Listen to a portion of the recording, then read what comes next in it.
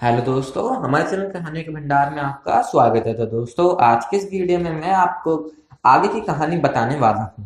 तो चलिए बिना किसी देरी के शुरू करते हैं। और आज मैं इस कहानी को ख़त्म करने की पूरी कोशिश करूँगा, क्योंकि इतने सारे पार्ट बनाने अच्छे नहीं लगते हैं। आपको आपका इंटरेस्ट खराब होता होगा वीडियो को, लेकिन पूरी वीडियो देखे करिए और अपना सपोर्ट साथ मेरे लिए बनाए रखिए। 2 दिनों से अपने कमरे में बंद होकर यह प्लानिंग कर रहे थे, आखिर अब कहाँ लंबा हाथ मारा जाए।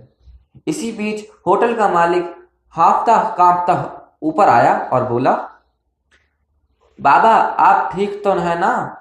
ना 2 दिन से दिखाई नहीं दे दिए तो हम आपको देखने चले आए।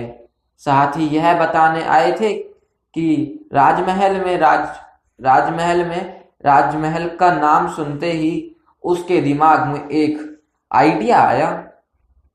सुरेश उससे चुप रहने का उसने सुरेश उसे चुप रहने का इशारा करते हुए बोला, गुरुजी, महाराज 4 दिन के मौन व्रत में हैं, तो दिन गुजर गुजर गुजारा है, 2 दिन बाकी हैं। इस बीच ना वो किसी से बात करेंगे, ना खाएंगे पिएंगे। यह सुनकर होटल का मालिक चुपचाप नीचे चला गया और दोनों कमरे में बंद हो गए। और थोड़ी देर बाद दोनों पति पत्नी का भेष धारण करके निकले। रमेश पति बना, सुरेश पत्नी बना और रोज की तरह होटल के पिछले दरवाजे से बाहर निकलकर सीधा राजमहल के उपवन में दोनों पहुंचे। संतरियों को परिचय दिया कि वह पीतल के बर्तन चमकाने की कला में माहिर हैं। यह उनका पत्नी पत्नी धंधा है। और पति और पिता दादा परदादा के बारे में बताते हुए उद्यान में रखे पीतल, तांबे और चांदी के गमले की सफाई करने लगा। इत्तेफाक से उसी वक्त राजमाता वहां से गुजरी। उन्होंने जब गमलों को इस तरह से इतना चमकते हुए देखा तो वो कारण जानने के लिए रुक गई।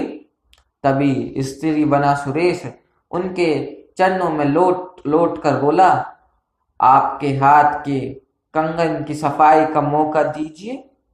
उसी दासी ने उसे डांटते हुए उसकी दासी ने उसे डांटते हुए कहा, ये खानदानी कंगन है, ये ऐसे ही रहते हैं। गमलों की चमक को देखते हुए रानी माँ ने अपना एक कंगन उतार कर दे दिया। सफाई के बाद जब कंगन उनके हाथ में आया तो उनकी आंखें चमकी चमकी रह गईं। उन्होंने दूसरा कंगन भी उतार कर सफाई के लिए दे दिया। यह खबर राजमहल के अंदर गई और फिर तो रानियों राजकुमारियों में अपने जेवर साफ कराने की होड़ मच गई। सब अपनी अपनी दासियों को जेवर ले लेकर उसके पास भेजने लगे। इतने सारे जेवर देखकर उन दोनों की आंखें चमक उठी।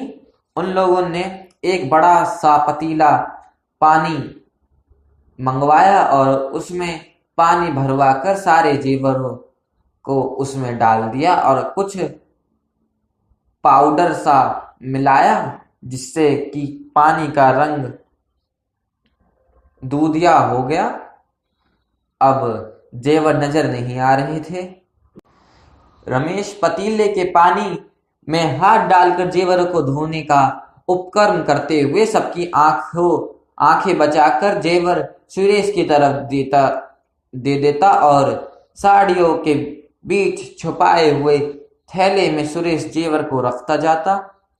कभी अगर उसके हाथ में कोई जेवर देखकर कोई दासी चिल्ला पड़ती, ये फला रानी का चंदहार है, तो वह उसे तुरंत यह कहते हुए देता, यही तो मैं साफ कर रहा था। इस तरह से सबकी आंखों में धूल झोंककर धीरे धीरे उसने पतीले में से लगभग सारे निकालकर थैले में भर भर लिया। थैला बहुत बहुत बहुत भारी हो गया और अब मुश्किल यह थी कि दासियों के झुंड के बीच से भारी थैला लेके जाया कैसे जाए। बस एक तरकीब सूझी। दासियों से कहा कि इस पतीले को उठाकर ले जाओ और इसे आग पर चढ़ा देना और हाँ हाँ ध्यान रहे जब तक कि इस पानी में उबाल ना आए जेवर ना निकालना, नहीं तो जिस जेवर काला पड़ जाएगा, सभी सारे जेवर काले पड़ जाएंगे। दासी लेकर चली गई। जो रुक गई उसे भी उसने किसी न किसी बहाने से अंदर भेज दिया और मौका देखकर कि यह दोनों भारी थैले को लेकर बाहर आए और पहले से खड़े हुए एक टांगे वाले की मदद से तागे पर रखकर रफू चक्कर हो गए। राजमहल में ठगी करने के बाद शहर में रुकना खतरा था, इसलिए वह सब तैयारी करके आए थे। वह सीधे वहां पहुंचे जहां पर उन्होंने अपनी सारी दौलत को एक बैलगाड़ी पर लादा, झाड़ियों के बीच छुपा दिया। जेवरों से भरे थैले को लाद कर जब आगे बढ़े तब उन्हें ध्यान आया कि होटल वाले की तिजोरी तो खाली करना भूल ही गए। दोनों एक दूसरे पर दोषारोपण करने लगे। थोड़ी देर झगड़ने के बाद सुरेश बोला, यह तो अच्छा हुआ ना कि होटल वाले का भरोसा हम पर बना रहा। इस शहर में उसने हमें पनाह दी, रहने की जगह दी। अब कभी फिर हमें आना होगा तो कम से कम वह तो हमें रहने की जगह देगा। यह बात सुनकर रमेश अस्वस्थ हुआ और फिर दोनों बैलगाड़ी को हाँकते हुए गांव की राह निकल गए। जब वो लोग शहर से काफी आगे आ गए और उन्हें लगा कि अब कोई खतरा नहीं है, तो एक गांव में रुककर उन्होंने खा पीकर आराम करने की सोची। रमेश सुरेश से बोला, तुम इन चीजों की रखवाली करो, मैं कुछ खाने के लिए लेकर आता हूँ। और थोड़ी देर बाद वहां नमकीन रोटी और पानी लेकर आ गया।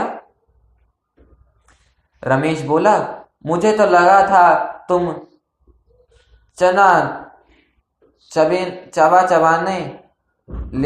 चने वने लेकर आओगे, लेकिन यह रोटी कहाँ मिल गई? रमेश ने कहा कि एक स्त्री घर के बाहर बैठकर बना रही थी, उसी से खरीद ली। सुरेश को रमेश पर शक हो गया। उसने उसकी नजर बचाकर रोटी का एक टुकड़ा पास खड़े कुत्ते की तरफ फेंक दिया। कुत्ता रोटी खाकर वहीं ढेर हो गया। सुरेश को यकीन हो गया कि रोटियों में कुछ मिलाया गया। उसने रोटी को छुपा लिया और बेहोशी का नाटक करके पड़ गया। रमेश उसे सोते देखकर कई आवाजें लगाई और जब वह नहीं उठा तो कुटिलता से मुस्कुराया और बैलगाड़ी हाँकते हुए आगे बढ़ गया। रमेश जब आंखों से ओझल हो गया तब सुरेश उठा और अपने गले का कीमती हार बेचकर एक घोड़ा खरीदा और एक जोड़ी जूते खरीदे और कुछ कपड़े लिए। वह भेष बदलकर बैलगाड़ी का पीछा करने लगा। थोड़ी ही देर में उसे बैलगाड़ी नजर आ गई। बैलगाड़ी से आगे बढ़कर बीच सड़क पर एक जूता रख दिया और उससे थोड़ा और आगे जाकर उसने उसी तरह दूसरा जूता रख दिया। घोड़े को घोड़े को जंगल में हाँक कर वहीं पेड़ पर चढ़कर छुप गया। रमेश उधर से गुजरा और उसने जूता देखा तो चारों तरफ नजरें दौड़ाई, लेकिन उसका जोड़ा नहीं दिखा। तो मन मस मन महसूस कर आगे बढ़ गया। थोड़ी आगे जाने पर उसे दूसरा जूता दिखा। तो इतना सुंदर जूता देखकर उसके मन में लालच आया।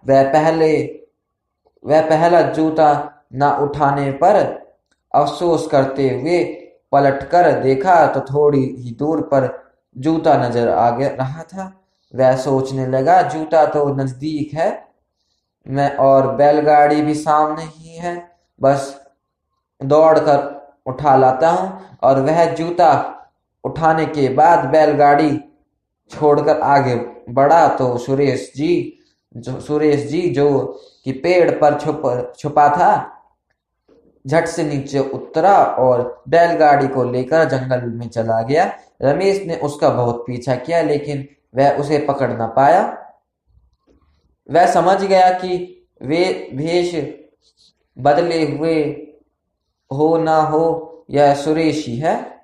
और इधर सुरेश बैलगाड़ी लेकर सीधा अपने गांव पहुंचा। सबसे पहले उसने सारे धन दौलत को खेत में बड़ा गड्ढा खोद कर दबा दिया। उसके बाद पत्नी के पास जाकर सारी बातें समझाई और गांव से थोड़ी दूरी पर एक सुनसान जगह पर उसने फिर एक बड़ा सा गड्ढा खोदा और घास फूस से छिपा दिया और उसी के अंदर रहने लगा।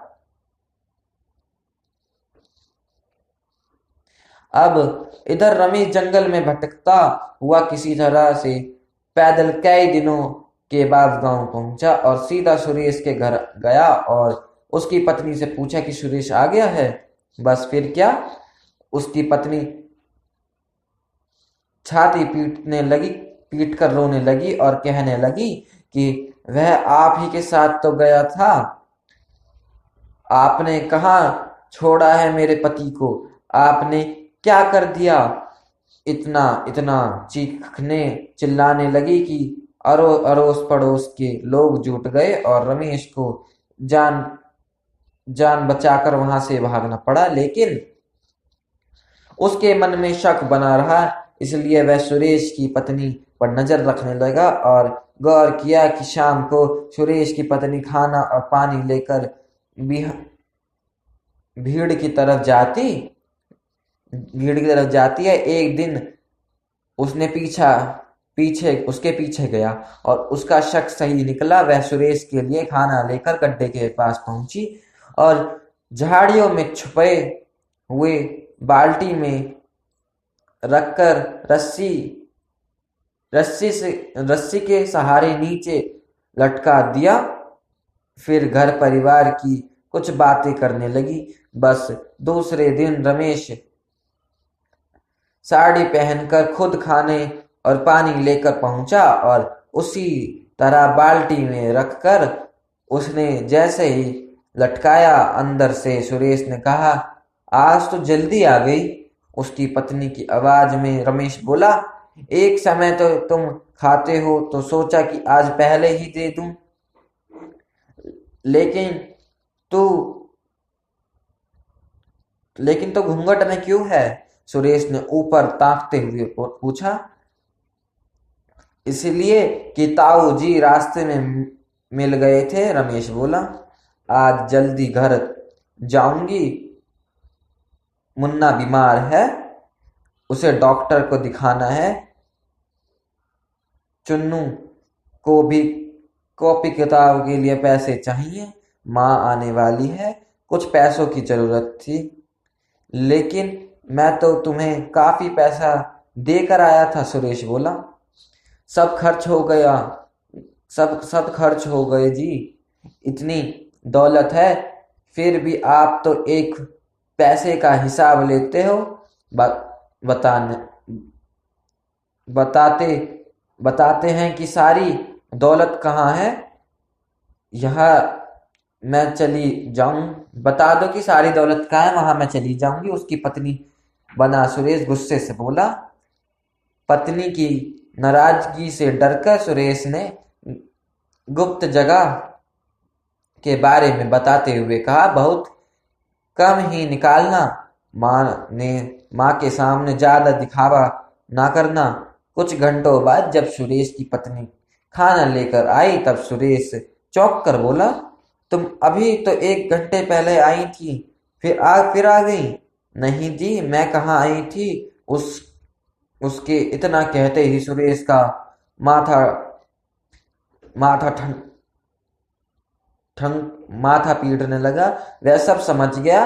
उसके पत्नी से कहा, जल्दी से रस्सी दो और मुझे निकालो। और निकलते ही वह खेतों की तरफ भागा, मगर तब तक रमेश अपना काम कर चुका था।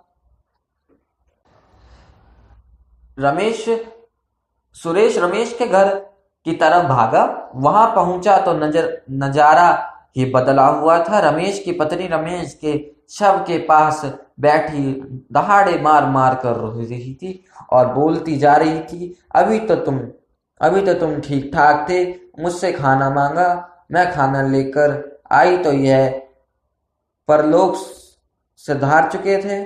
सुरेश हतप्रभ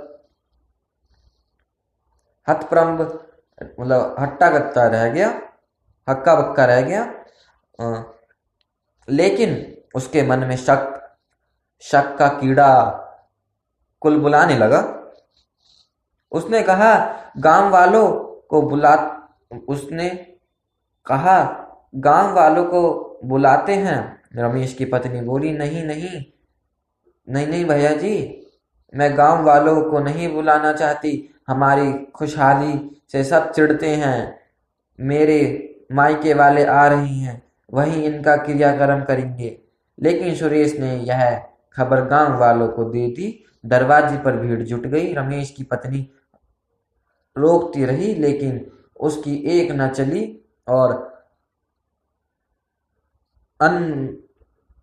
आनन फानन से सब लोग शव को लेकर शमशान घाट के लिए निकल गए। शमशान घाट पर सुरेश ने रमेश के शव को चिता पर लेटाने के बाद गांव वालों से कहा, आप लोग सब जाएं और मुझे थोड़ी देर मेरे दोस्त के साथ अकेले छोड़ दें। यह मेरा बचपन का और बहुत जिगरी दोस्त है।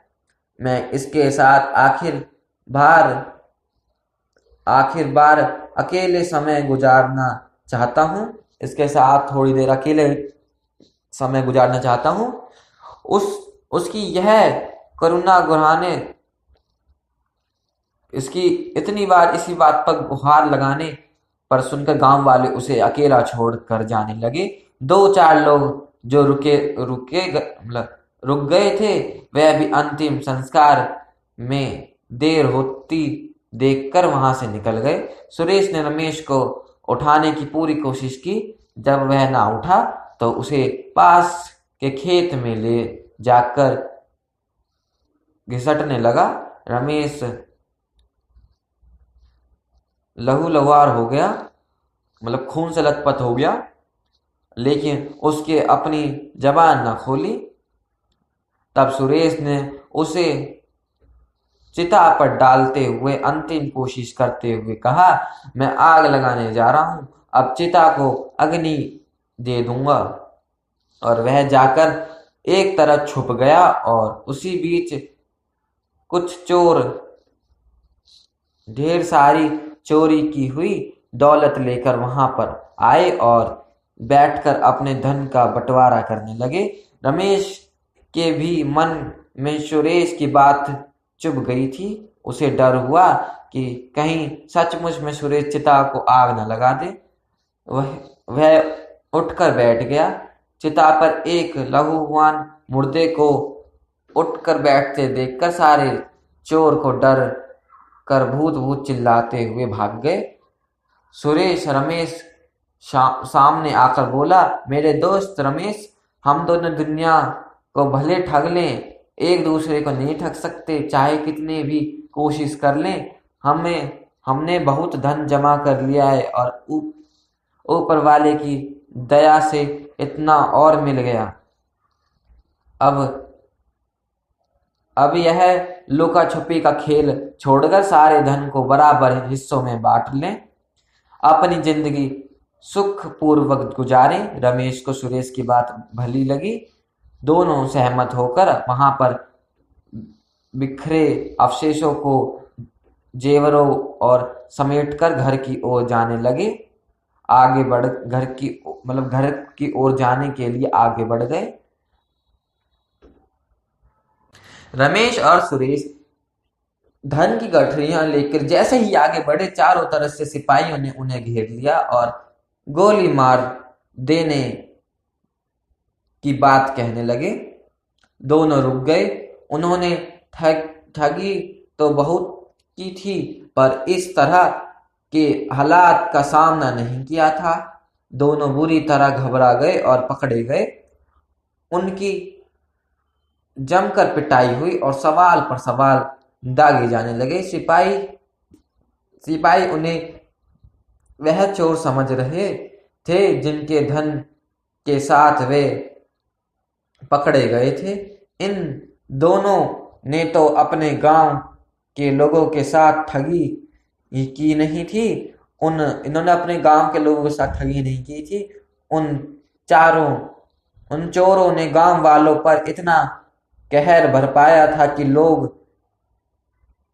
त्राही त्राही करने लगे थे। अब उनका सारा पाप दौलत के साथ इन लोगों के माथे पर चला आया।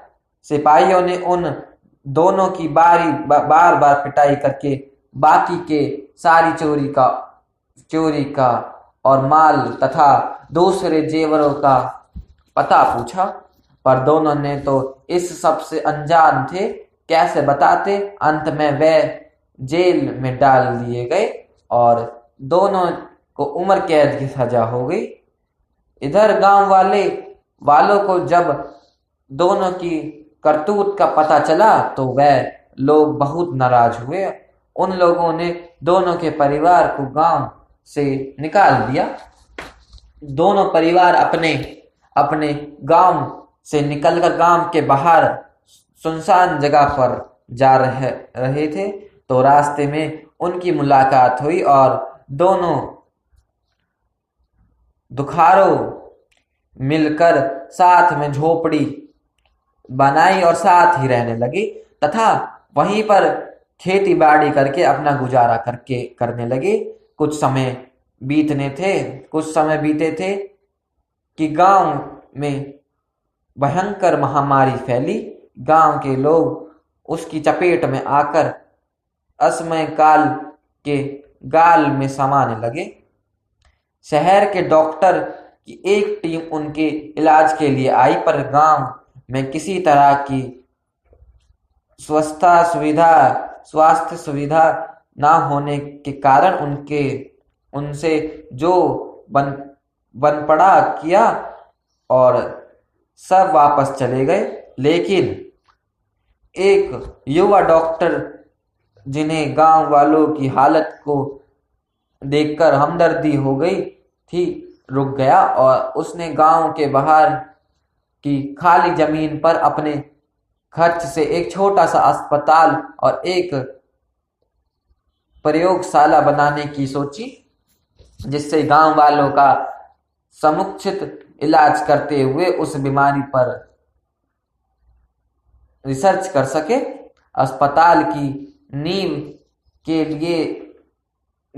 के लिए गई खुदाई में इतना धन निकला जिससे देखकर सबकी आंखें फटी की फटी रह गई। गांव वाले खुशी से झूम उठे। कुछ लोग इसे दिव्य चमत्कार कहते और कुछ लोग का मानना था कि डॉक्टर की अच्छी नियत और वजह से यह धन मिला। डॉक्टर साहब की एक देख रेख में आधुनिक सुविधाओं खूब बड़ा सा अस्पताल बना। सुविधाओं के साथ खूब बड़ा सा अस्पताल बना। डॉक्टर और स्टाफ के रहने के लिए क्वार्टर भी बनाए गए। इसके बाद भी धन बच गया तो उससे एक बेहतरीन स्कूल बनवाया गया, पक्की सड़कें बनाई गई, गांव में खुशहाली छा गई। समय बीतता गया। रमेश और सुरेश ने उम्र कैद की सजा 14 साल न काटकर 15 साल 9 महीने काटी, क्योंकि वह लोग जेल में भी ठगी से बाज नहीं आते थे। कभी किसी का खाना ठग लेते, कभी कोई और चीज ठग लेते जिससे मारपीट हो जाती। एक बार तो जेलर को ही उल्लू बनाकर भागने की फिराक में थे। इन कारणों से उन पर जुर्माना लगता और जुर्माना न देने की वजह से 2 महीने 4 महीने की सजा और बढ़ोतरी हो जाती। इस तरह से 15 साल 9 महीने की सजा काटकर बाहर आए तो सीधे वहीं भागे जहां सारे धन दौलत को दबा रखा था। वहां पर बदलाव और विकास देखकर वे अचंभे में थे कि गांव के ही मंगत राय मिले थे कि अपने गांव आए हैं, किसी और के गांव आ गए। थोड़ी पूछताछ के बाद उन्हें दोनों को पहचान लिया। मंगत राय ने बदलाव की सारी कहानी विस्तार से बताई। उन्होंने यह भी बताया कि सुरेश का बड़ा बेटा विशाल यही हॉस्पिटल में डॉक्टर है और गांव वालों का मुफ्त में इलाज करता है, और रमेश की बिटिया स्कूल की टीचर है। बच्चों के साथ साथ हम भटकन को भी हम बूढ़ों को भी पढ़ाती है। तुम्हारे बच्चों ने गांव वालों के लिए इतना किया है कि गांव वालों ने तुम दोनों के गुनाहों को माफ कर दिया। रमेश सुरेश ने एक दूसरे की तरफ देखकर सोचा, हमने गुनाह तो किए थे लेकिन गांव वालों का तो कुछ नहीं बिगाड़ा था। फिर अचानक से जैसे मंगत राय को कुछ याद आया। उसने कहा, ऐसा लगता है अभी जेल से छूट कर आ रहे हो क्या? उन्होंने हाँ में सिर हिलाते हुए कहा। हाँक के बोला तो घर जाओ ना, खड़े खड़े का बतिया रहे हो? कहते हुए वह आगे बढ़ गए। रमेश ने सुरेश की तरफ देखकर कहा, हमने तो कभी कोई अच्छा काम ही नहीं किया, फिर हमारे धन का यह इतना अच्छा उपयोग कैसे हो गया? सुरेश बोला, मेरे भाई, हमने अपने ठगने वाले काम में बूढ़ी माई और होटल मालिक को नहीं ठगा, शायद इसलिए, या शायद हमारे बच्चों की अच्छाई का फल है ये। ऐसा लगता है ईश्वर ने हमारे बुरे कर्मों से इकट्ठा किए गए धन को इस पुण्य कार्य में लगा दिया, हमें माफ करके सत्य की राह पर चलाने का मौका दिया है। दोनों ने ऊपर की तरफ देखते हुए एक साथ कहा और अपने अपने घर की राह पर बढ़ गए। तो दोस्तों, आपको हमारी ये कहानियों के 3 पार्ट अच्छे लगे हैं तो प्लीज हमारे चैनल को लाइक करना, या शायद ये 4 है 3 है, मेरे को याद नहीं है। तो वीडियो अच्छे लगे तो चैनल को सब्सक्राइब करें, वीडियो को लाइक करें और दूसरे लोग को शेयर करें। और प्लीज, आज मैं बोलता हूँ और मैं कल भी बोलूंगा और मैं पहले से बोलता रहा हूँ कि प्लीज वीडियो को पूरा देखिए। और मैं क्या ही बोलूँ, राधे राधे।